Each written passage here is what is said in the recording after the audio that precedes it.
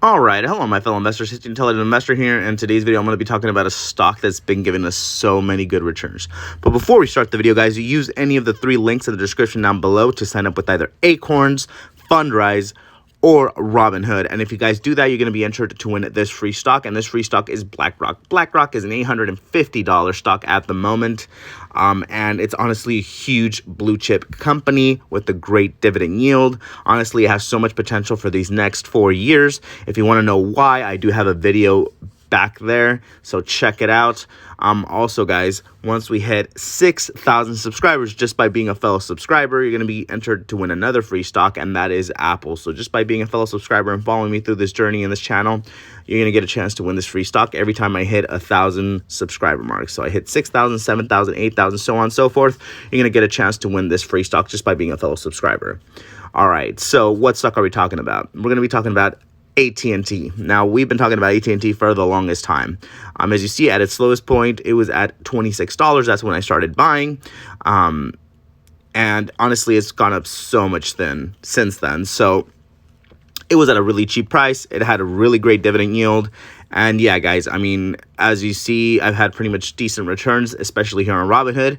I've had a close to 15% return. And the reason it's going up so much today is because of the merger with Discovery. Discovery is a really great company, and AT&T is doing everything they can to expand and be successful with their company. Now, they have had bad publicity within the last year just because of the debt they have. They have about $150 billion in debt, but they're ready to pay that off. They do create about $30 to $40 billion in free cash flow. So they make the most amount of free cash flow out there. And honestly, guys, it's a really, really great company.